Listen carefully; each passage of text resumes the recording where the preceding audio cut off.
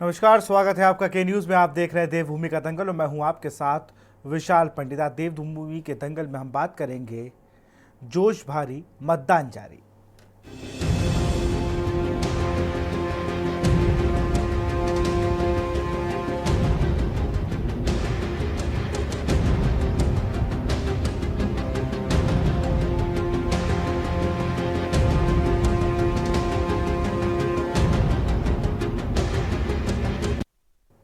केदारनाथ विधानसभा seat पर हो रहा उपचुनाव शांतिपूर्ण तरीके से चल रहा है। केदारनाथ की जनता ने 6 प्रत्याशियों के भाग्य का फैसला ईवीएम में कैद कर दिया है। ऐसे में अब सबकी निगाहें 23 नवंबर को आने वाले परिणाम पर टिक गई हैं। केदारनाथ का चुनावी दंगल कई मायनों में खास है।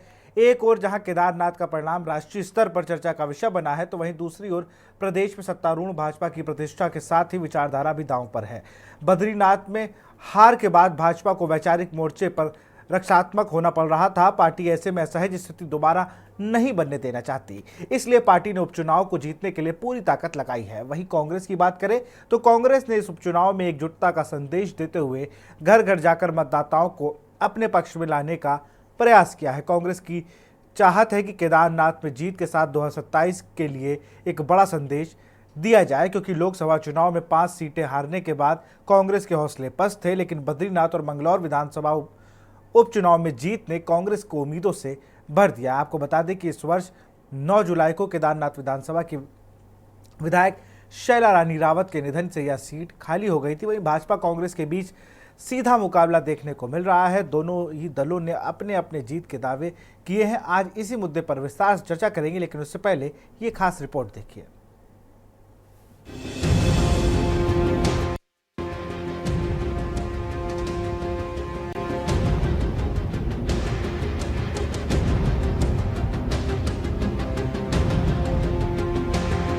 उत्तराखंड की केदारनाथ विधानसभा सीट पर हो रहे उपचुनाव में जनता 6 प्रत्याशियों के भाग्य का फैसला ले लिया है।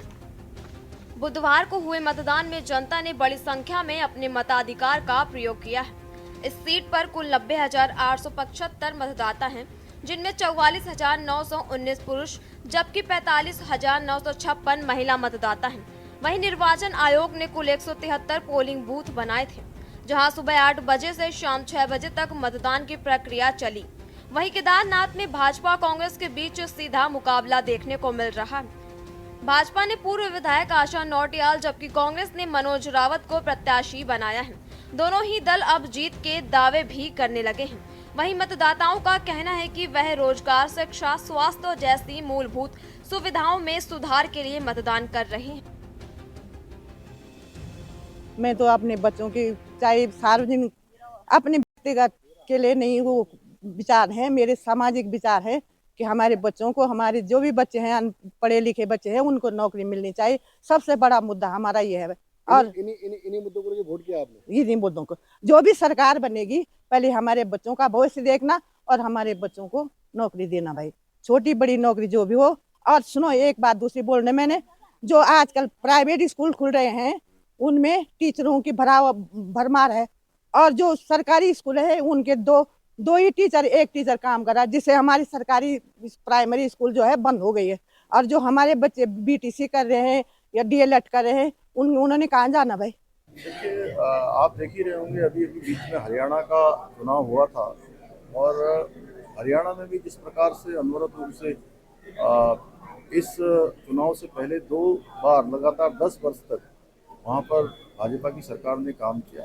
तीसरी बार लोगों ने वहाँ पर फिर से डबल इंजन को चुना है, क्योंकि जहाँ जहाँ भी डबल इंजन लगा है, जहाँ भी डबल इंजन की सरकारें आई हैं, उन राज्यों का विकास तेज गति से बढ़ा है। तेज गति से वो राज्य प्रगति और उन्नति के शिखर पर पहुँचे। तो महाराष्ट्र हो, झारखंड हो, दोनों ही जगह पर डबल इंजन लगेगा, भारतीय जनता पार्टी की सरकारें बनेंगी। शुरुआती रुझान बहुत बेहतर है, कांग्रेस के पक्ष में है।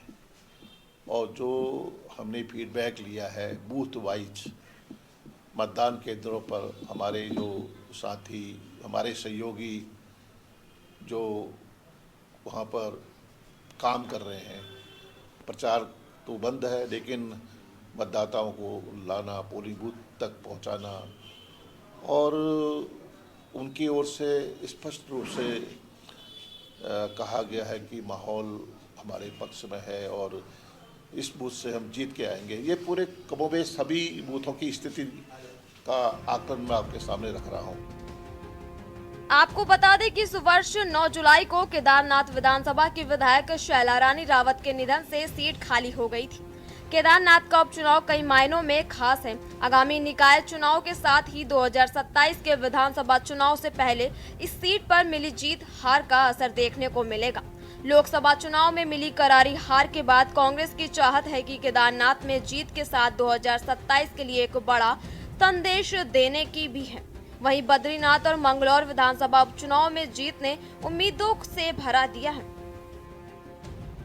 मैं जिस तरह वहाँ गया हूँ तो मैं इधर चोपता से लेकर चंद्रनगर से लेकर पूरे अगस्त मुनि पूरा क्षेत्र में घूमा हूँ, भीरी से लेकर और वहाँ रामपुर, सीतापुर, ऊखीमठ, अगस्त मुनि, मैंने सभी जगह जनसभाएं की और कार्यक्रम किए हैं। वहाँ माहौल एकदम भाजपा के खिलाफ और विशेष करके भारतीय जनता सरकार के खिलाफ है माहौल, मुख्यमंत्री के खिलाफ है माहौल। इसलिए खिलाफ है कि कहीं ना कहीं लोगों को ये लगता है वहाँ कि हमारे साथ अच्छा व्यवहार नहीं हो रहा है, सौतेला व्यवहार हो रहा है। कांग्रेस के मुंगेरी लाल के सपने हैं, उनकी सीट अपनी सीट बद्रीनाथ की थी, उस सीट को जीत करके वो बड़े उन्मत्त हो गए हैं और बड़ा घमंड उनको आ गया है कि हम पूरे प्रदेश में फतेह करेंगे, केदारनाथ भी जीतेंगे। वो सपना उनका 23 तारीख को चकनाचूर होगा। देखिए, जिस प्रकार से अभी उपचुनाव में प्रचार के लिए यूकेडी जो है धरातल तक इस बार यूकेडी ने वहां पर काम किया है, तो जनता का जो है दोनों ही राष्ट्रीय दलों से मोह भंग हो चुका है। जनता स्पष्ट तौर पे चाहती है कि यहाँ पर क्षेत्रीय दल जो है सत्ता में आए, क्योंकि क्षेत्रीय दल ही यहाँ के मूल निवासियों के हक हकूकों की बात कर सकता है और ये राज्य जिस अवधारणा पर बना है। कुल मिलाकर केदारनाथ उपचुनाव में मतदान की प्रक्रिया गतिमान है। केदारनाथ के 90,000 से ज्यादा मतदाता अपने मताधिकार का प्रयोग कर 6 प्रत्याशियों के भाग्य का फैसला लेने जा रहे हैं। भाजपा कांग्रेस में सीधा मुकाबला है। दोनों ही दल अपने जीत के दावे कर रहे हैं। इंतजार अब 23 नवंबर का है, जब मतगणना के बाद स्थिति साफ हो जाएगी। Uttarakhand desk report. केदारनाथ उपचुनाव पर ही चर्चा करेंगे। हमारे साथ प्रभा बदूनी है, प्रदेश प्रवक्ता है बीजेपी की। बहुत बहुत स्वागत है आपका। शीशपाल सिंह बिष्ट हैं, प्रदेश प्रवक्ता कांग्रेस के हैं। दीपक रावत है, केंद्रीय प्रवक्ता यूकेडी के। और रतनमणि दोभाल जी है, राजनीतिक विश्लेषक। आप सभी का बहुत बहुत स्वागत है। सबसे पहले तो मैं प्रभा जी आप ही के पास आऊँगा। इस पूरी रिपोर्ट में सबसे पहली जो बाइट थी वो महिला की, आपने जो वृद्ध महिला थी उनकी सुनी होगी। नौकरी को लेकर बात करी, स्कूलों की लेकर बात करी और युवाओं को लेकर चिंतित दिखे। वो मूल मुद्दे ये है। इसको उन्होंने कहा कि सरकार जिसकी भी आए वो इस पे ज़रूर ध्यान देगी। सरकारी स्कूल में टीचर नहीं है और प्राइवेट स्कूल में टीचर भरे हुए हैं। हमारे सरकारी स्कूल बंद होने की नौबत है। रोज़गार के लिए कहा उन्होंने। तमाम ज्वलनशील मुद्दे जो पूरे भारत में एक सवाल बने हुए, उसको लेकर केदारनाथ की जनता ने वोट दिया है। जी विशाल जी, मैं सबसे पहले ये कहना चाहूंगी कि जो ये आपने ज्वलंत मुद्दे हमें बताए हैं, अगर मैं रोजगार की आपसे बात करूं, नौकरियों के बारे में मैं आपके से बात करूं और स्कूलों के बारे में आपसे बात करूं, तो मैं आप कहना चाहूंगी कि जो हमारी आज की भारतीय जनता पार्टी की सरकार राज्य में है, उसने हर क्षेत्र में बहुत ही अच्छा कार्य किया है। अगर आप आंकड़ों पर भी चले जाएं, नौकरियों की बात आप विशेष रूप से कर ले, तो मैं कह दूंगी जब से हमारे राज्य में ये सख्त नकल विरोधी कानून आया है या उससे पहले भी अभी तक जो आंकड़े कह रहे हैं कि वो 18,000 नौकरियां हमारी सरकार सरकारी नौकरियां दे चुकी है और 10,000 हमारी नौकरियां प्रस्तावित है। और इस कानून के आने के बाद तो राज्य की जनता को भी ये विश्वास हो गया है कि आने वाले समय में यह कानून बहुत ही अच्छा काम कर रहा है और हमारे युवाओं को और अच्छे अवसर इसमें मिल रहे हैं। स्वास्थ्य सेवाओं में भी मैं कहूंगी बहुत सुधार हुआ है। आज आप उत्तराखंड में देख लीजिए डबल इंजन की सरकार है, उसकी वजह से यहाँ पर जो एम्स है, पहले क्या स्वास्थ्य सुविधाएं होती थी और आज की स्थिति में क्या स्वास्थ्य वहां पर हमारी अच्छी सुविधाएं वहां पर दी जा रही हैं। स्कूलों का प्राइमरी लेवल पर भी अगर हम देखे जाए तो जहां पर जिस हिसाब से जनसंख्या है उस हिसाब से वहां पर स्कूल भी है और सरकारी कर्मचारियों के ऊपर विशेष रूप से ध्यान दिया जा रहा है। और ये दिशा निर्देश हमारे सरकार के द्वारा दिए गए हैं कि अगर कहीं पर भी कोई भी कर्मचारी किसी भी विभाग में लापरवाही कर रहा है तो उसके खिलाफ सख्त से सख्त कार्रवाई होनी चाहिए। तो अब मैं कह सकती हूँ कि वो स्वास्थ्य सेवाएं हो, चाहे वो रोजगार का विषय हो, या फिर जो मूलभूत वहाँ की सुविधाएं हो, वो सड़कें हो, कनेक्टिविटी हो, तो इसकी वजह से जो राज्य में है बहुत ज्यादा विकास हो रहा है। और इस बार आप देखेंगे कि जो श्रद्धालुओं की वहां पर संख्या रही है वो उसमें कितना ज्यादा इजाफा हुआ है। आप देख सकते हैं यात्रा भी 2 महीने हमारी बाधित रही, आपदा के कारण, दैवीय आपदा है, वो कभी भी आ सकती है। उसके बावजूद 17 लाख यहाँ पे केदार बाबा के लोगों, ये श्रद्धालुओं ने दर्शन किए हैं। तो आप ये कह सकते हैं कि ये हमारा विकास का ही एक मूल मंत्र है जिसे हमने जनता को दिया है, और इस विकास के एजेंडे के साथ ही आज हम वहां पर धरातल पर हमारी सरकार ने काम किया है। और निश्चित रूप से जनता हमें इन्हीं मुद्दों पर हम कह सकते हैं कि समर्थन देने जा रही है। दूसरा, हमें अपने राज्य को भी सुरक्षित करना है, और भी हमारी सरकार ने जो कड़े कानून बनाए हैं, चाहे वो धर्मांतरण का कानून हो या फिर हम कह सकते हैं दंगा रोधी कानून हो, तो हम देवभूमि के स्वरूप को भी बनाए रखना चाहती हैं, और हम चाहते हैं भविष्य में हमारा उत्तराखंड, हमारा ये देवभूमि सुरक्षित रहे। तो इन सभी दिशाओं की तरफ हमारी सरकार काम कर रही है, और निश्चित रूप से जनता ये सब चीजें जरूर ध्यान रखेगी वोट देते हुए। हमने स्थानीय मुद्दों पर भी काम किया है, हमने राज्य के मुद्दों पर भी काम किया है, और राज्य की जनता भी अब यही चाहती है कि हमारा राज्य जो ये तीसरा दशक है, ये उत्तराखंड का दशक है, और हम इसी दिशा की ओर आगे बढ़े। और अधिक से अधिक संख्या में मैं कहना चाहूंगी जब 23 तारीख को परिणाम आएंगे तो निश्चित तौर पर ये जो विपक्ष ने हमारे खिलाफ झूठ और भ्रम का इतना प्रचार किया है, वहां पे झूठ फैलाया है, तो कोई भी मुद्दा हो, पूरे विश्लेषण में आप देखेंगे इन्होंने झूठ फैलाया, भ्रम फैलाया। जनता इनको झूठ के ऊपर, झूठ का जो इन्होंने प्रचार किया, प्रोपेगेंडा किया, उस पर जनता इनको वोट करने वाली नहीं है। हमारे विकास के काम जो हमने धरातल पर किए हैं, निश्चित रूप से जनता हमें उन मुद्दों पर वोट करेगी, इस पर मैं पूरी तरह से आश्वस्त हूँ। इसके शीशपाल सिंह बिष्ट मौजूद हैं। शीशपाल जी, जवाब दीजिए भाई। उन्होंने तो कहा कि आपके बहकावे में जनता नहीं आने वाली है, और हमने नौकरियां दी हैं, 18,000 नौकरियां दे चुके हैं, 10,000 प्रस्तावित है। जी देखिए विशाल जी, भाजपा के सम्मानित प्रवक्ता ने निश्चित तौर पर बड़े बड़े दावे यहाँ पर किए हैं, लेकिन आप बेरोजगारों से पूछ के देखिए ना, बेरोजगार इनके रोजगार के आंकड़ों से कितने सहमत हैं। आज भी बेरोजगार धरने पे बैठे हुए हैं, लगातार न्याय की मांग कर रहे हैं, रोजगार की मांग कर रहे हैं। इससे साबित होता है कि बेरोजगारों को रोजगार नहीं मिला, और जो दावे सरकार कर रही है रोजगार के, वो बिल्कुल सत्य से परे आंकड़े हैं। क्योंकि आप बेरोजगार कार्यालयों का डाटा उठा करके देख लीजिए, आज भी 8 लाख से ज्यादा पंजीकृत बेरोजगारों की फौज इस प्रदेश के अंदर है, और जो पंजीकृत नहीं उनका आंकड़ा तो उपलब्ध ही नहीं है। और लगातार 7 सालों से बेरोजगारों को जो सरकारी उपेक्षा झेलनी पड़ी है, और इस अवधि में जो लोग ओवरेज हो गए हैं उनके बारे में तो सरकार कुछ सोच ही नहीं रही है। और सरकार जो कह रही है कि केदारनाथ की जनता जो है कांग्रेस पार्टी के झूठ में नहीं फंसने वाली है, साथ वहां पर हमने जो है 4 धाम यात्रा में रिकॉर्ड बनाए, तो कौन से रिकॉर्ड बनाए आप देखिए। हजारों श्रद्धालु बिना यात्रा में अपने इष्ट के दर्शन के ही वापस जाने के लिए मजबूर हुए। आखिर ये स्थितियां क्यों पैदा हुई?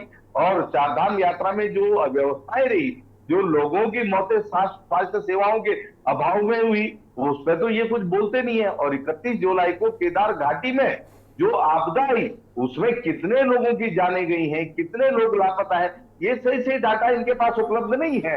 और जो वहां पर छोटे मोटे हमारे दुकानदार हैं, जो होटल, रिसोर्ट, होम स्टे चलाने वाले हमारे नौजवान और बेरोजगार लोग हैं, वो अपने प्रतिष्ठानों की जो है किस्त नहीं दे पा रहे हैं, बैंकों के ऋण के तले दबे हुए हैं, उस पर सरकार कुछ सोच नहीं पा रही है। हमारे घोड़े, खच्चर, डंडी कंडी वाले जो लोग हैं, जो किसी तरीके से यात्रा व्यवस्थित रूप से चलने पे अपने घर परिवार का लालन पालन करते थे, वो सबके सब मायूस हैं।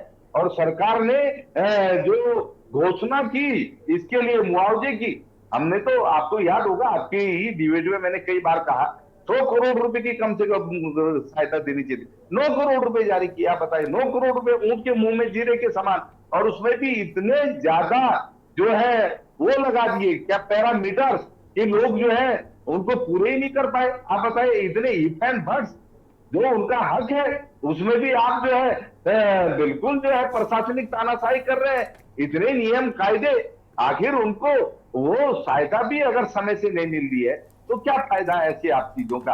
और जो आप केदारनाथ पद यात्रा पे अगर गए होंगे विशाल जी, तो आप देखिए जो वहां पर गोरी कंसोल पर जो पैदल मार्ग है, पूरे के पूरे रूट पे आप देख लीजिए, स्थानीय लोगों की दुकानें कम और जो है बाहर के लोगों की ज्यादा मिलेगी। भाई किसने आमंत्रित की वो दुकानें, किसने आमंत्रित किया उनको वहां पर? आप हमारे स्थानीय बेरोजगार का पेट क्यों काट रहे हैं भाई? आप उसके रोजगार पे लात क्यों मार रहे हैं? तो ये हनक और सनक जो है सरकारी तंत्र और सरकार की वहां पर है। हमारे जो तीर्थ पुरोहित है, हक हकूकधारी है, चाहे वो बद्रीनाथ में हो, चाहे केदारनाथ में हो या अन्य तीर्थ स्थानों पे, जो प्रशासनिक तानाशाही उन्होंने झेली है, जिस तरीके से मास्टर प्लान के नाम पे उनका उत्पीड़न हुआ, पहले देवस्थानम बोर्ड के नाम पे उत्पीड़न हुआ, वो किसी से छुपा हुआ नहीं है। और निश्चित तौर पर ये सत्ता के अहंकार के खिलाफ केदारनाथ की जनता आ रहा हूँ प्रभा जी, बस जल्दी से इनकी बात खत्म हो रही है। ऋषिश पाल जी जल्दी से अपनी बात को खत्म करें, फिर मैं प्रभा जी के पास चलूँ। मैं प्रभा जी आऊंगा, लेकिन उससे पहले और भी जो पैनलिस्ट है उनका रुख करूंगा। विशाल जी, निश्चित तौर पर केदारनाथ की महान जनता, जिसने 7 सालों से सरकारी उपेक्षा झेली की है, 7 सालों से केदारनाथ के नौजवान रोजगार की बात जोड़े हैं, विकास वहां दूर दूर तक कहीं दिखाई नहीं दे रहा। अब चुनाव की घोषणा होने के बाद जरूर मुख्यमंत्री ने ताबड़तोड़ दौरे किए, कई घोषणाएं वहां पे की, लेकिन इन झूठी घोषणाओं में जनता नहीं फंसने वाली। वो जानती है कि ये घोषणाएं अगर 7 साल पहले और अगर पहले हुई होती तो ये विकास धरातल पे उतर गया होता जिसकी ये बात कर रहे हैं। तो हम इनके झांसे में क्यों आए? चलिए ठीक है। मैं यूकेडी के प्रवक्ता के पास चलूंगा, दीपक रावत के पास मैं आऊंगा। शीशपाल जी आऊंगा आपके पास, आता हूं। दीपक जी एक बात बताइए, आप सबको रोकेंगे, आप सब बने रहिए हमारे साथ, सीधे आपको दिल्ली ले चलते हैं, यहाँ पर दिल्ली की सीएम आतिशी क्या कुछ कह रही सुन लेते हैं। इसको दिल्ली सोलर पॉलिसी का लॉन्च किया था।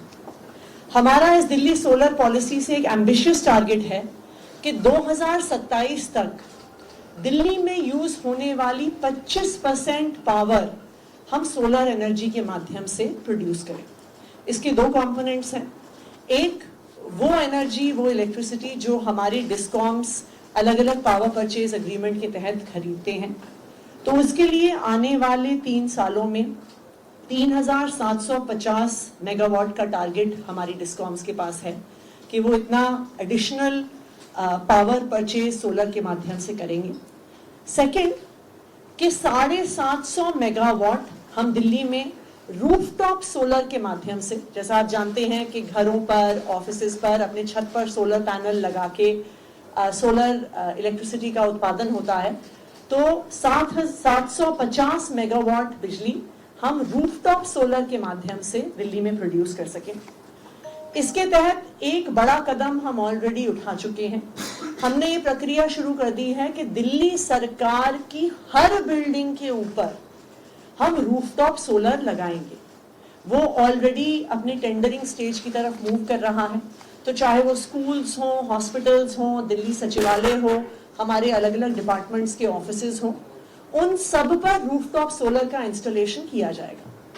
लेकिन एक much awaited part of the solar policy है कि किस तरीके से लोग अपने पर्सनल घरों पर रूफटॉप सोलर लगा सके, क्योंकि अक्सर दिल्ली सरकार से पूछा जाता है कि आप 200 यूनिट बिजली फ्री देते हैं, 200 से 400 यूनिट बिजली पर सब्सिडी देते हैं, पर उनका क्या जिनकी 400 यूनिट से ज्यादा खपत है। दिल्ली सोलर पॉलिसी उन सबके लिए एक जवाब है कि 400 से ज्यादा यूनिट खपत करने वाले लोग भी अब 0 बिजली का बिल पा सकते हैं, जिसके लिए ये दिल्ली सोलर पॉलिसी बनाई गई है।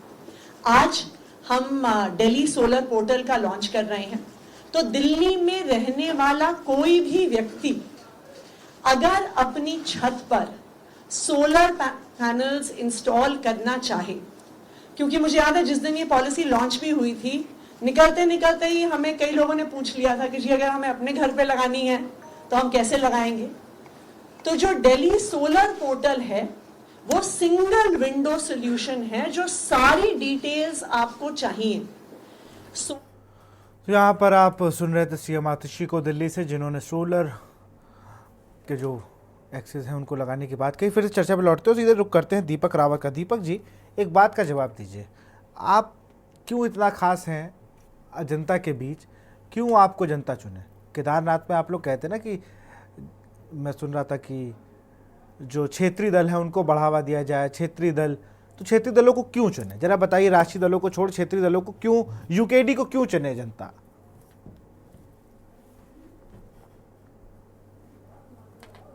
अनम्यूट कर लीजिए। विशाल जी, मेरी आवाज आ रही है? हाँ बिल्कुल आ रही है। इस पृथक राज्य का निर्माण जिस सपने को लेकर किया गया, आज 24 वर्ष होने के बाद भी ये दोनों राष्ट्रीय दल, चाहे भारतीय जनता पार्टी हो या कांग्रेस हो, उनको दो बार का शासन करने का मौका मिला हुआ है, लेकिन आज भी वो समस्याएं जस की तस है। यदि 24 वर्ष बाद भी एक सख्त भू कानून के लिए जनता अगर सड़कों में है, रोजगार के लिए जनता अगर सड़कों में है, मूल निवास जो यहाँ के लोग थे जिन्होंने इस पृथक राज की लड़ाई लड़ी, अपनी शहादतें दी, अपनी कुर्बानियां दी, अपना जवानी का महत्वपूर्ण समय आंदोलन में व्यतीत कर दिया, वो सब अगर आज भी इसी बात के लिए आंदोलन कर रहे हैं तो कहीं ना कहीं पर ये चीज सुनिश्चित हो जाती है कि राष्ट्रीय दलों ने इस प्रदेश के लिए वो कार्य नहीं करे जो कार्य इसके लिए इस पृथक राज्य का निर्माण किया गया था। हमारा यही कहना है, और बार बार यूकेडी इस प्रदेश बनने से पूर्व और आज जब 24 वर्ष हो चुके हैं, लगातार हम ये मांग कर रहे हैं कि जब तक क्षेत्रीय दल इस छोटे से प्रदेश में स्थापित नहीं होगा, उसकी सत्ता नहीं आएगी, तब तक उसके जो सपने हैं, जिन सपनों को लेकर उसने पृथक राज्य का निर्माण कराया, वो पूर्ण नहीं होंगे। यदि ऐसा नहीं होता तो 24 वर्ष बहुत बड़ा समय होता है। आज भी जनता सड़कों पे नहीं होती, रोजगार के लिए, बेरोजगारी के लिए, शिक्षा के लिए, स्वास्थ्य के लिए, तमाम ऐसे मुद्दे हैं। शायद ही कोई एक डिपार्टमेंट है जो आज की डेट में आंदोलित ना हो और सड़कों पे ना हो। तो इन सारे सवालों का जवाब लेकर ही हम केदारनाथ उपचुनाव में गए हैं, जनता के बीच गए हैं, और एक हमने बहुत ही अच्छा कैंडिडेट दिया है डॉक्टर आशुतोष भंडारी, और हम उनके सामने जाके हमने सिर्फ यही बात जनता के बीच घर घर जाके बोला है कि जितनी जल्दी यहाँ की प्रदेश की जनता इस बात को समझेगी कि जब तक क्षेत्रीय दल इस यहाँ पर राज्य में राज्य नहीं करेगा, तब तक उनकी मूलभूत, उनके हक हकूक की बात यहाँ पर कोई भी राष्ट्रीय दल नहीं समझ सकता, क्योंकि राष्ट्रीय दल की अपनी एक पॉलिसी होती है, राष्ट्रीय दल का अपना एक नीति निर्माण होता है, उन्हें पूरे राष्ट्र को लेकर नीति निर्माण करना होता है। क्षेत्रता उनके लिए दूसरे पायदान में होती है उनकी उपयोगिता। तो ये सारे कारण हैं जिनके कारण आज भी जो समस्या है वो जस की तस है। आप देखिए 24 वर्ष हो गए, आज उत्तर प्रदेश पर संपत्तियों का विवाद अभी भी चल रहा है, पूर्णतः समाप्त नहीं हुआ है। अभी भी हम रोजगार की बात कर रहे हैं, बेरोजगारी की बात कर रहे हैं। अब वही सेम सबसे बड़ी समस्या तो मूल निवास आ गई है। जिस प्रकार से यहाँ पर डेमोग्राफिक पिछले 24 वर्षों से दोनों राष्ट्रीय दलों ने अपने चुनाव की जो मंशा है उसको पूर्ण करने के लिए यहाँ पर जिस तरीके से बढ़ावा दिया, या उनको जो यहाँ की डेमोग्राफिक जब चेंज हो रही थी, दोनों ही राष्ट्रीय दलों ने उसको नजरअंदाज किया। आज यहाँ की जो लोकल जनता है अब भयभीत हो चुकी है। अब वो कह रही है कि हमें मूल निवास देना चाहिए। तो जब तक इन सारे मुद्दों का समाधान नहीं होगा, तब तक उस पृथक राज की जो अवधारणा थी जिसको लेकर ये पृथक राज बना था, वो पूर्णता नहीं होगी। तो विशाल जी, इसी बात को लेकर हम जनता के बीच गए हैं, और हमें पूर्ण विश्वास है कि आज 6 बजे तक जब ये जनता वोट डालेगी तो यूकेडी की इन बातों को ध्यान में रखकर वो जरूर यूकेडी के कैंडिडेट को अपना समर्थन देगी। चलिए, अब उम्मीद तो यही है कि आप जो कह रहे हैं वैसा हो, आप चाह रहे हैं। राजनीतिक विश्लेषक रतनमणि डोभाल जी हैं। रतनमणि जी, केदारनाथ उपचुनाव और तीनों दलों को आपने सुन लिया, एक क्षेत्रीय दल, 2 राष्ट्रीय दल, और एक आपने महिला की बात को भी सुना कि उन्होंने रोजगार, शिक्षा की बात करी। देखिए विशाल जी, मैं बोलूं? जी बिल्कुल बिल्कुल। मैं वहीं से शुरू करना चाह रहा था जो आपने वो महिला, जो बुजुर्ग महिला है, और आपके पैनल में भी एक महिला है जी, जो भारतीय जनता पार्टी की प्रवक्ता हैं, आपके पैनलिस्ट हैं, और एक वो महिला, उन्होंने जो महत्वपूर्ण बात कही है, और मैं इसके अगर पृष्ठभूमि में जाएं राज्य की, तो यही कहा गया कि महिलाओं का प्रदेश है, महिलाओं ने जो कुछ सहा है तो वो सब जानते हैं इसको, मैं घटनाक्रमों को उनको दोहराना नहीं चाहता। लेकिन वो जो महिला कह रही है वो बात सही है, उसको हम भोग रहे हैं कि उसने क्या कहा, जो बुजुर्ग महिला है वो ये कह रही है कि रोजगार, हमारे बच्चों को रोजगार का सवाल है, ये मुद्दा है हमारा, और शिक्षा हमारा मुद्दा है, क्योंकि हमारा जो पब्लिक सेक्टर की शिक्षा थी, जो सरकारी विद्यालय थे, वो लगातार बंद हो रहे हैं, और जो बाजार व्यवस्था है वो हमारे पास पैसा उसको, उस शिक्षा को खरीदने के लिए नहीं है, न तो हमारे पास शिक्षा है और न हमारे पास रोजगार है। ये अपने आप में ये पूरा एक शीशे की तरह से आईने, सब वो उसका अपना चेहरा उसमें देख सकती है, सत्ता भी देख सकता है, विपक्ष भी देख सकता है, आप भी और हम भी देख सकते हैं कि उसने कितनी बड़ी ये बात ये कही है। मैडम कह रही थे भाजपा का उन्होंने रोजगार गिनाए, इतने रोजगार गिनाए, ये तो अब मैं उस पर क्या कहूँ, ये तो वो सरकार है जो जिन लोगों को रोजगार मिला हुआ उनके खिलाफ सुप्रीम कोर्ट जा रही है। आज ही अखबारों में कल ही हाई कोर्ट ने उनको अवमानना का नोटिस जारी किया है उन्हीं के सवाल पर, उस पर मैं जाना चाह रहा हूँ। और ये इस पर क्या असल में है क्या, सीधे सीधे 6 कैंडिडेट हैं आपके वहां पर केदारनाथ में, दोनों पूर्व विधायक हैं, कांग्रेस से भी पूर्व विधायक हैं जो चुनाव वहां पर लड़ रहे हैं, भाजपा से भी पूर्व विधायक हैं जो चुनाव लड़ रहे हैं। मेरी ये समझ है, जो मुझे थोड़ा जानकारी है, जो मैंने लोगों से जानकारी ली आपके पास आने से पहले, तो सीधा सीधा मुकाबला वहां कांग्रेस और बीजेपी में है। और ये भी मुझे कुछ जो मित्र हैं वो पत्रकार हैं, ये सब जो बीजेपी कल तक जो उनके जो खास लोग हैं दावे कर रहे थे कि हम 15,000, 10,000, 15,000 से लीड करेंगे, वो भी आज वो कहते हुए डर रहे हैं, वो भी 2-3 हजार पर आ गए हैं। तो ये एक कांटे की टक्कर है वहाँ मुकाबला। ये सवाल इस पर चुनाव है कि वहाँ धाम जीतेगा या धामी जीतेंगे, ये स्लोगन है और ये नीचे तक है जमीन पर। बिल्कुल बिल्कुल, आप सब बने रहिए हमारे साथ। बिल्कुल रतनमणि जी, आऊँगा आपके पास, आऊँगा एक ब्रेक का इशारा, यहाँ रुकते छोटे से ब्रेक के लिए, जल्द हाजिर होंगे। आप देख रहे हैं के न्यूज, खबरों का सारथी।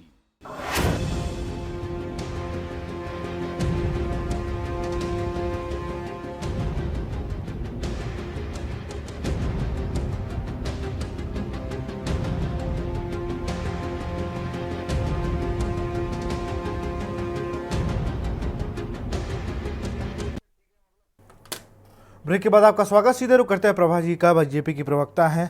प्रभा जी, आप कुछ कहना चाह रही थी, तो शीशपाल जी का भी आप जवाब देना चाह रहे थे, और दूसरी बात जो दीपक रावत और रतनमणि जी ने कही उसका भी जवाब दीजिए।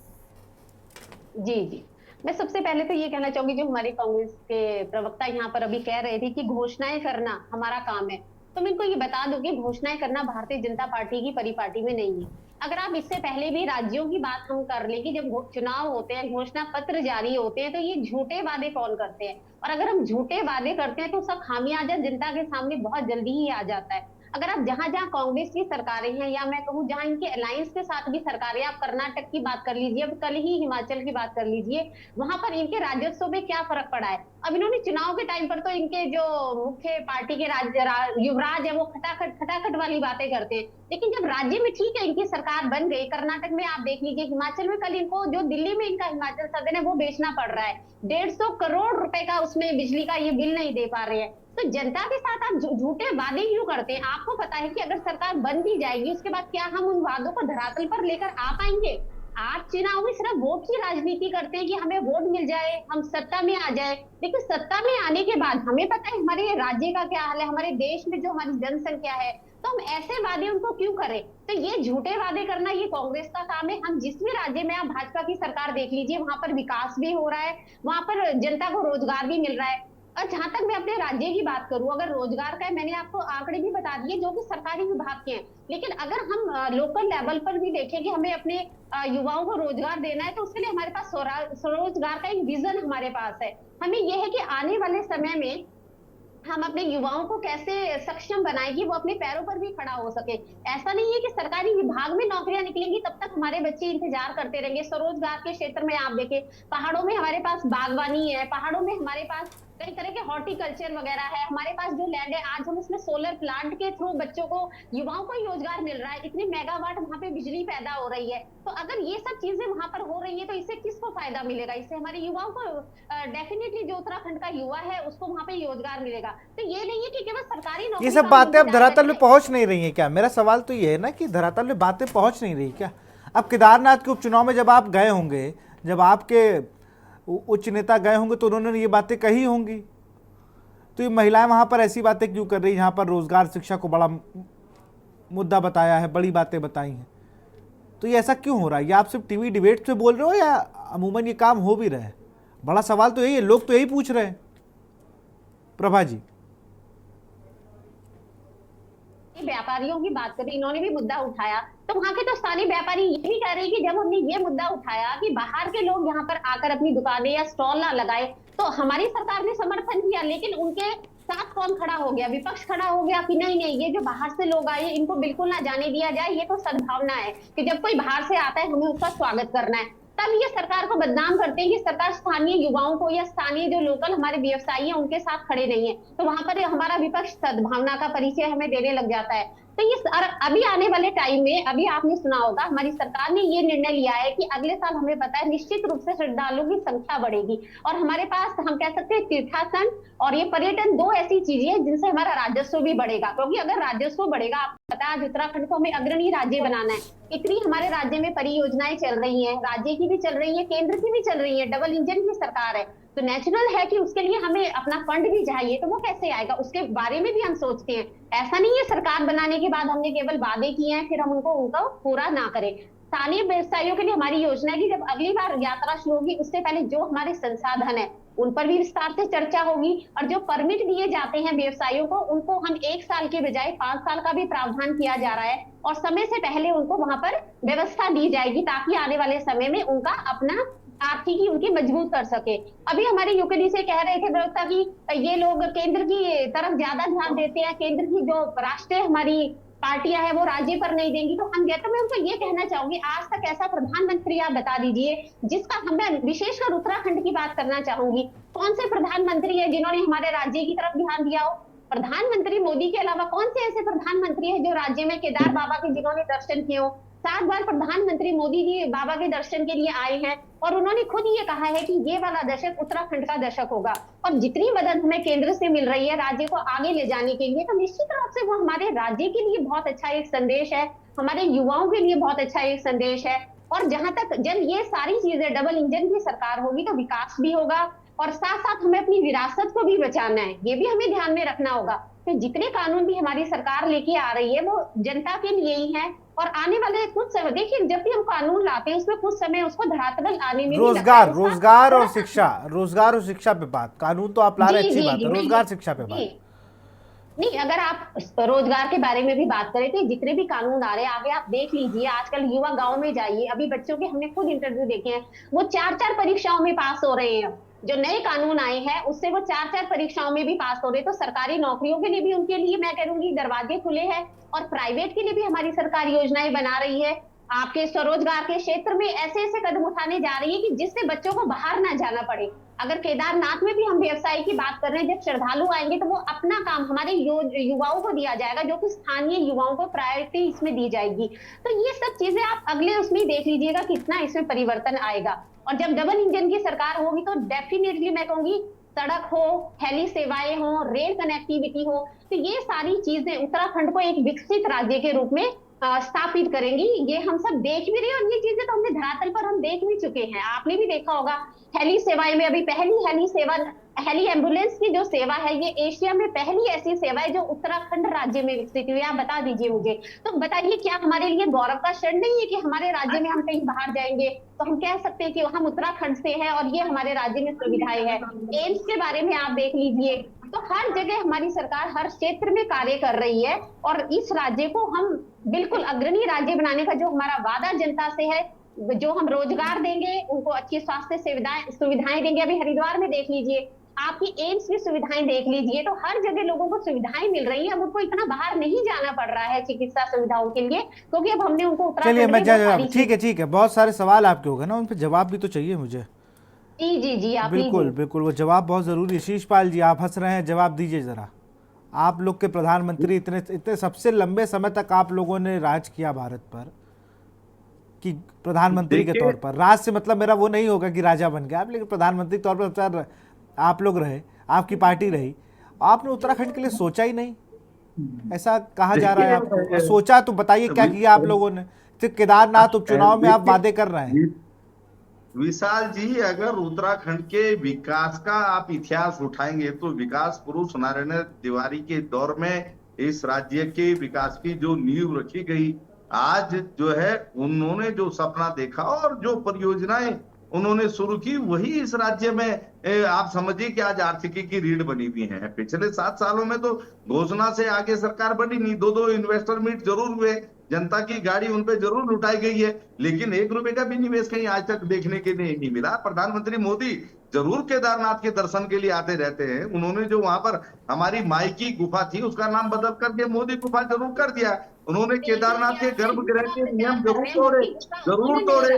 उन्होंने केदारनाथ के गर्भगृह के नियम तोड़ने का काम किया। रुक जाइए प्रभा जी, देखिए मैंने आपको पूरा समय दिया।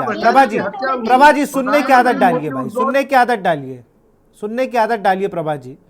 अभी मैंने आपको पूरा समय दिया, मैंने ज्यादा ही समय दिया, मैं कहीं आपको नहीं रोका। आपकी पूरी बात जब कंप्लीट हो गई तब मैं उनसे जवाब लेने आया।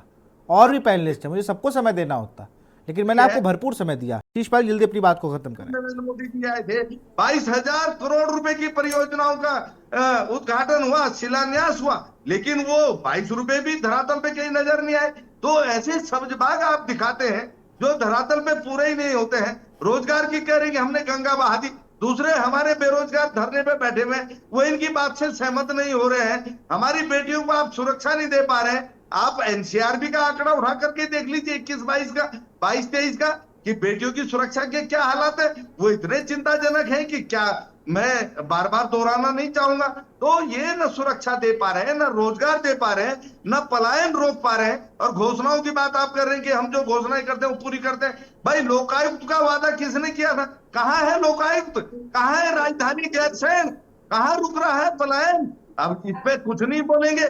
जो है कि भू कानून पे आज भी हमारे प्रदेश के आंदोलनकारी संगठन और जनता सड़कों पे उतरी भी है।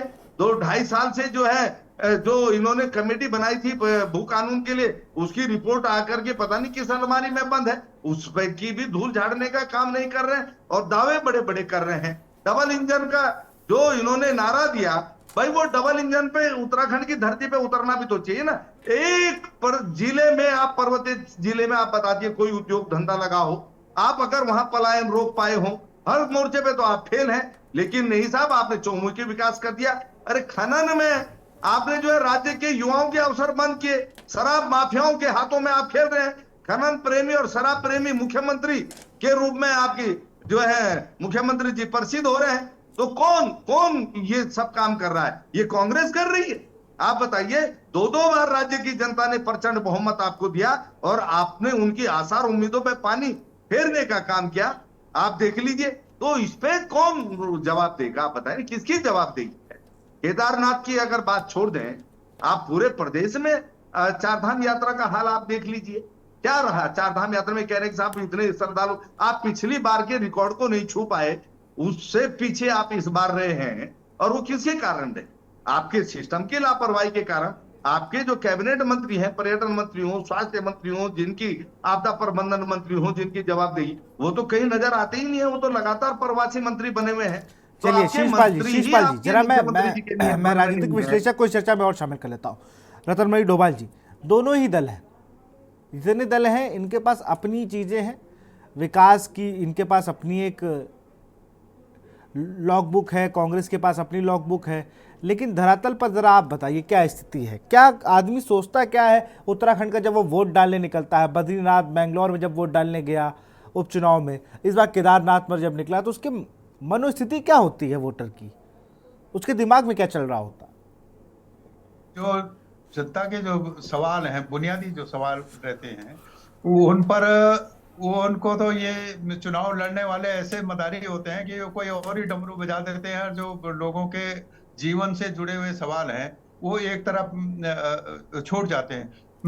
यही मैं कह रहा था कि हमारा जो उत्तराखंड है, नंबर 1 बात तो मैं बार बार इसको दोहराता हूं कि ये उत्तराखंड जहां उत्तराखंड है वो राज्य उत्तराखंड में कब जाएगा, वो अभी जाने के लिए वहां तैयार नहीं है। आप चुनाव के लिए जा रहे हैं। दूसरा ये है जो हमारी जो खेती है, आज भी अगर जो पर्वतीय लोग हैं, जो कुछ भी है 80% लोग आज उस खेती पर निर्भर हैं। और वो खेती सबसे इतनी कठिन खेती है और महिलाएं उससे जुड़ी हुई हैं। वो साल भर खटने के बाद भी उस जमीन पर वो 3 महीने का अनाज नहीं देती है। और दूसरा जो संकट हमारे पास अभी बहन वो चर्चा कर रही थी प्रवक्ता उद्यानीकरण के। अच्छा है, उद्यानीकरण तो होना चाहिए, उसमें संभावना है रोजगार की, खुद के लिए भी है और लोगों को देने के लिए भी है। लेकिन उस उद्यानीकरण की रक्षा, यहाँ तो लोगों का वो जो जान है उसकी रक्षा का सवाल उत्तराखंड में आपने बाघ छोड़ दिए हैं जगह जगह, आपने बंदर छोड़ दिए, कोई चीज वहां उद्यानीकरण में वो छोड़ नहीं रहा है। तो ये जो चीजें धरातल पर जो दिखती नहीं है, नारों में भले ही दिखते हो। अब एक वो बहन से मैं ये कहना चाहता हूँ कि आपने इन्वेस्टर समिट किया था देहरादून में, प्रधानमंत्री उसके मुख्य अतिथि थे। उन्होंने तो ये कहा था कि और निवेश हो या ना हो, लेकिन आप उत्तराखंड में एक डिवाइन डेस्टिनेशन, एक शादी ऐसे कर दें कि ताकि कुछ यहाँ लोगों का भला हो, लोगों के पास कुछ काम आए, जो लोकल खाद्यान्न है उसका उसमें इस्तेमाल हो। तब से बताइए कितनी शादियां आपने की। लोग त्रियुगी नारायण में शादी करने के लिए जाते हैं, बताइए वो सोनप्रयाग से त्रियुगी नारायण जाने के लिए तो सड़क ही नहीं है। जहाँ शादी देवताओं की शादी हुई, लोग भी वहाँ बड़े धन्ना सेठ भी वहाँ शादी करने, लेकिन आज की स्थिति में जो जहाज से चले जाएं वो अलग बात है, लेकिन वहाँ तो लोगों को जाने के लिए सड़क नहीं है। तो ये कुछ चीजें जब हम कहते हैं अच्छा लगता है। प्रधानमंत्री ने कहा बड़ी बात कही है, तो प्रधानमंत्री जो कह रहा है ये सरकार वो काम भी नहीं कर रही। कम से कम वहां जहां लोग शादी के लिए जाते हैं उसकी सड़क ही बना देते। आपने वहां सड़क भी नहीं बनाई, ताकि ये इस यात्रा पर आप कितने आप गिना ले, ये बताओ कि मेरी जेब में आपने पैसा कितना दिया यात्रा से। आपने पूरी यात्रा पर जो पंडा पुरोहित था, जो झोपड़ी डाल के वहां पे अस्थायी रूप से तिलक लगाता था, प्रसाद बांटता था लोगों को, आपने तो उसको भी बेरोजगार कर दिया। जो डांडी काठी खच्चर वाले हैं उनको आपने बेरोजगार कर दिया। और ये आरोप लोगों का है, मेरा नहीं है। लोग लगा रहे हैं कि ये मुख्यमंत्री हमारा कैंची दाम ले गया यात्रा को, इसलिए हमको कुछ नहीं हुआ। इतनी आपदा में जितने लोगों के संकट हुआ, जो लोग फंसे रहे हैं, और ये सरकार का है कि जो सरकार के पास इसकी डिटेल है। आपने घोषित किया था यात्रा शुरू होने से पहले इतने संवेदनशील क्षेत्र हैं, तो उन संवेदनशील क्षेत्रों में 3-3, 4-4 दिन लोगों को फंसा क्यों रहना पड़ा?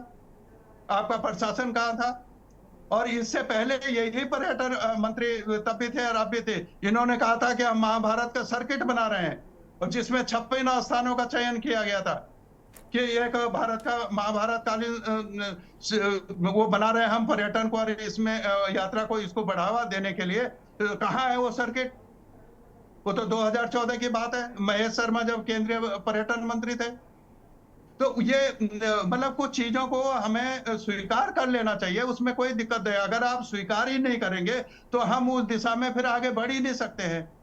एक बात मुझे और ये कहनी है कि मैंने जो लोगों से किया है, ये है तो मैं तारीफ तो किसी की नहीं करता हूँ, लेकिन ये पहली बार ये लगा कि कांग्रेस ने बहुत सारे जो उनकी गलतियां हैं उन्होंने उनसे सीखा है। कुछ भाजपा से भी सीखा होगा कि वो कैसे चुनाव मैनेजमेंट करते हैं।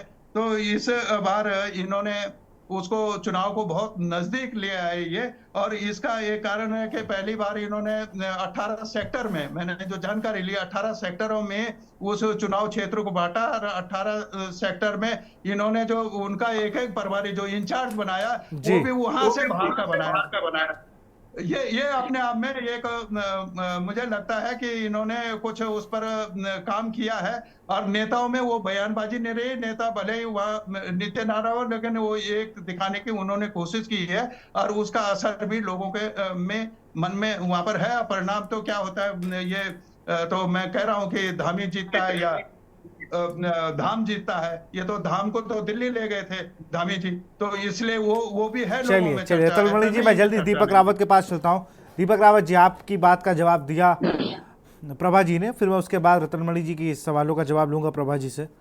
जल्दी से दीपक जी। जी, रतनमणि डोभाल जी ने एक बात खुल कर रख दी कि किस प्रकार से डबल इंजन की सरकार इस प्रदेश में कार्य कर रही है, और किस प्रकार का असंतोष ना सिर्फ केदारनाथ के उपचुनाव को संबंधित पूर्णतः पूरे प्रदेश में वर्तमान सरकार के खिलाफ है। और यही बात हम बार बार बोल रहे हैं, यदि यही बात यूकेडी ने या कांग्रेस ने बोली होती है, जो रत्नमणि डोभाल जी ने बोला होता, तो अभी तक भारतीय जनता पार्टी के प्रवक्ता कहते हैं कि राजनीति कर रहे हैं इन मुद्दों पे। लेकिन वास्तविकता यही है जो डोभाल जी ने बोला कि ठगा सा महसूस कर रही है यहाँ की जनता। जो नीतियां हैं वो केंद्र को ध्यान में रख के बन रही हैं। राज्य का जो सुदूर प्रांत में रहने वाला व्यक्ति है, सुदूर प्रांत में बिल्कुल जहां पर उसके लिए न स्वास्थ्य के लिए शिक्षा कोई अस्पताल है, न कोई अच्छा स्कूल है, स्कूल के बारे में तो उस महिला ने आपको बता दिया, सुदूर प्रांत में रहने वाली। तो ऐसी परिस्थिति में उस व्यक्ति के पास जो थोड़ा सा सक्षम होगा, पलायन के अलावा और कोई विकल्प बचता ही नहीं है। तो जब पलायन की समस्या का सीधा सीधा संबंध रोजगार से साथ स्वास्थ्य और शिक्षा से भी है, पर आज न भारतीय जनता पार्टी इसके बाद कुछ कर पाई, न इससे पूर्व जो कांग्रेस थी न ये कर पाए। यही वो स्थितियां हैं जो उत्तराखंड क्रांति दल लगातार बात कर रहा है कि इस जनता, जब तक केंद्र में सुदूर प्रांत का व्यक्ति नहीं होगा उनकी नीतियों में, नीति निर्धारण में, तब तक इस राज्य की समस्याओं का निवारण होना मुश्किल है। और इसी बात को लेकर उत्तराखंड क्रांति दल जनता के बीच जा रहा है, लगातार 24 वर्षों से गया है, इस बार भी जा रहा है, और हमें पूर्ण विश्वास है कि इन मुद्दों में जनता हम पर विश्वास करके हमें वोट देगी। चलिए जल्दी से प्रभा जी जवाब दीजिए। मैं आपको ये बता दूं, हमारे कांग्रेस के प्रवक्ता खनन की बात कर रहे थे, तो वो सबसे पहला मैं कहूंगी इसमें कितना ये झूठ का सहारा ले रहे हैं। आज आपको पता होगा कि जब इनके शासन था तो उस समय खनन की हमारे उसमें क्या स्थिति आ गई थी। आज सबसे ज्यादा अगर राज्य को राजस्व मिल रहा है तो वो खनन से ही हमें मिल रहा है। तो जब वही खनन इनके समय में भी था, वही खनन हमारे समय में भी है, तो आज हमने ऐसा क्या उसमें नीतियों में सुधार लेकर हम आ गए हैं कि आज जो राजस्व हमने तय किया था कि ये हमें 6 महीनों के बाद इतना हमें परसेंटेज मिलेगी, वो 3 महीने में ही हमारे पास आ गई है। तो मैं इनको कहना चाहूंगी ये खनन माफिया को बढ़ावा देने वाले ये लोग हैं, ना कि हम लोग हैं। और खनन से रिकॉर्ड हमारे राजस्व में उत्तराखंड का जो हमारा राजस्व है उसमें वृद्धि हुई है, तो ये बिल्कुल मैं इसको नकारती हूँ। दूसरी बात मैं महिलाओं के लिए कहूंगी, इन्होंने महिलाओं के लिए क्या क्या 37 आरक्षण किसने दिया? 30% सरकारी नौकरियों में हमारी ही सरकार ने महिलाओं को हम आरक्षण दिया है। अगर हम सुरक्षा की बात करते हैं तो बहनों का, जहां इनको लगता है राजनीतिकरण होगा इस मुद्दे का, वहां पर ये बढ़ चढ़कर आगे आते हैं। लेकिन जब पहाड़ों में भी हमारी बहनें, उनके ऊपर कोई कानून उनकी सुरक्षा के लिए लाया जाता है तो ये कहते हैं कि नहीं ये गलत बात है, ऐसा नहीं। वहां पर ये बिल्कुल भी चिंतित नहीं है उन बहनों के लिए। तो उन बहनों के लिए ही हमें यूसीसी कानून और धर्मांतरण जैसे कानून हमारी सरकार को लेकर आने पड़े, तो और वो ज्यादातर हमें पहाड़ की बहनों के लिए जहां पर उनके साथ नाइंसाफी होती है, ताकि आगे जाकर वो अपना कहीं पर पक्ष रख सके। तीसरी बात मैं इनको कहना चाहूंगी कि अगर ये कह रहे हैं कि पलायन हो रहा है, तो पलायन रोकने के लिए अगर हम प्रवासी सम्मेलन कर रहे हैं, ये हमारा विजन है, विजन फॉर उत्तराखंड। ऐसा नहीं है क्योंकि आने वाले समय भी तो हमें कुछ काम करना है, या हम एक रटे रटाई जो पिछले काम सरकार करती है हम उसी को ही आगे ले जाएंगे। तो विजन फॉर उत्तराखंड क्या है? हमने प्रवासी सम्मेलन किए, एक नई हमने सोच के साथ प्रवासी सम्मेलन होगा, वहां के लोग यहाँ आएंगे। हमारे प्रधानमंत्री जी ने भी उत्तराखंड स्थापना दिवस पर यही कहा था कि आप लोग आए, रिटायरमेंट के बाद आए, अपने घरों को सुरक्षित रखें। अगर होम स्टे की बात करें तो आपको मैं बता दूं उससे राज्य के लोगों को कितनी आमदनी हो रही है। अभी तक 5000 होम स्टे का रजिस्ट्रेशन हो चुका है, तो वो भी आर्थिकी में उनके लिए बढ़ावा हो रहा है। और दूसरा मैं कहूंगी, जहां तक गांव के मैं कहूंगी सीमावर्ती गांव की बात करें तो ये आज की बात नहीं है। माननीय प्रधानमंत्री जी ने तो जब वो 2014 में प्रधानमंत्री बने थे उन्होंने तो आदर्श ग्राम की बात तभी कर दी थी।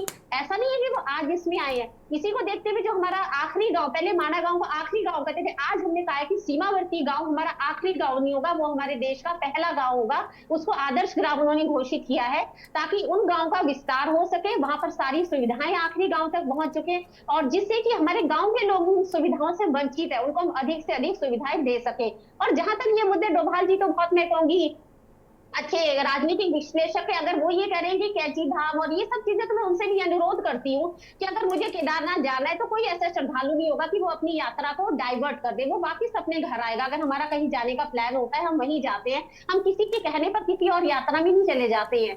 दूसरा हम कहेंगे कि इन्होंने बात करी ये दिल्ली ले गए शिला, तो ये तो मैं कहूंगी बहुत ही झूठा प्रचार है। इससे पहले अभी हम देख चुके हैं कि बद्रीनाथ मंदिर का निर्माण बंबई में किसने करवाया और उसकी फोटोज आप सब देख चुके हैं। फिर ये माँ गंगा की झूठी कसमें खाते हैं कि नहीं हमने ऐसा कुछ नहीं किया था, शिला ले जाने का काम तो बीजेपी का। तो अब जनता समझ चुकी है इस तरह के अनगढ़ आरोप, झूठ के आरोप, जनता इनको बिल्कुल इन मुद्दों पर वोट नहीं करेगी। और हम आश्वस्त है, हमने धरातल पर काम किया है, हमने जनता के अनुरूप काम किया है। हमारी प्रत्याशी आशा नौटियाल जी जनता के सुख दुख में शामिल होती है। चलिए जल्दी से मैं जवाब दे देता हूँ, मेरे पास समय की कमी है। प्रभा जी मेरे पास समय की कमी। शीशपाल सिंह जी से मैं जल्दी से जवाब देता हूँ, फिर डिबेट को क्लोज करते हैं। शीशपाल जी। देखिए विशाल जी, भाजपा की प्रवक्ता कह रही हैं कि खनन के मामले में सरकार पे झूठे आरोप लगाए। भाई हम तो पहले ही कह रहे राज्य से आपने खनन का कारोबार छीन लिया है, आप बाहर के खनन माफिया को लेकर के आ गए हैं। अच्छी बात है अगर खनन से राजस्व में वृद्धि हुई है, तो जो खनन सामग्री है वो भी तो सस्ती होनी चाहिए ना। आप लोगों को तो इतने ऊंचे दामों पे खनन सामग्री दे रहे हैं, वो ना दुकान बना पा रहा, ना मकान बना पा रहा, ना अन्य प्रतिष्ठान बना पा रहा। तो भाई ये आप किसको लाभ पहुंचाने का काम कर रहे हैं? जनता को राहत मिलती है। प्रभा जी जवाब देने दीजिए भाई, जवाब उसके बाद मैं आपको समय दे दूंगा ना, सवाल पूछ लीजिएगा, पहले उनको जवाब तो देने दीजिए, ऐसे तो फिर। स्टेशन का काम आपने सौंपा गुजरात की कंपनी को, जिन लोगों को कोई अनुभव ही नहीं था। इसके कारण हजारों श्रद्धालु बिना दर्शनों के वापस गए। और आप कह रहे हैं कि हम प्रवासी सम्मेलन कर रहे हैं। याद दिला दूं, त्रिवेंद्र रावत जी आप ही की सरकार में मुख्यमंत्री थे, भाजपा के ही नेता थे, किसी दूसरी पार्टी की नहीं। रिवर माइग्रेशन का नारा दिया उन्होंने, हजारों नौजवान उन पे भरोसा करके राज्य में आए और साल भर सरकारी दफ्तरों के चक्कर लगाने के बाद, अपने जूते चप्पल घिसने के बाद वापस जाने के लिए मजबूर हो गए। आप कौन से सिंगल विंडो सिस्टम की बात कर रहे हैं जो कहीं है ही, दूर दूर तक नजर ही नहीं आता है।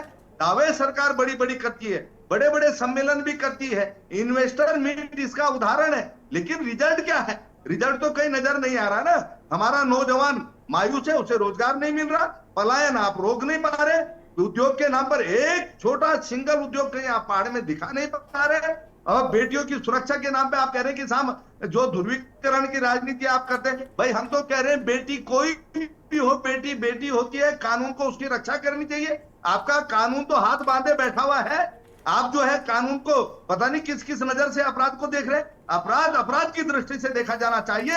अपराधी कोई भी हो, अपराध रुकना चाहिए, उसको कड़ी सजा मिलनी चाहिए। लेकिन आपकी जो है राजनीति के हिसाब से अपराध हो तो आप उस पर हल्ला करते हैं। आपकी राजनीति के हिसाब से बहुत बहुत शुक्रिया, बहुत बहुत शुक्रिया शीशपाल जी, बहुत बहुत शुक्रिया। आप सभी का बहुत बहुत शुक्रिया हमसे जुड़ने के लिए और चर्चा को खास बनाने के लिए। अब ये देखना होगा केदारनाथ की जनता क्या बद्रीनाथ जैसा फैसला सुनाती है या वहां पर परिणाम कुछ और होंगे। तो फिलहाल देवभूमि के दंगल में इतना ही। देखते रहिए न्यूज़ इंडिया। नमस्कार।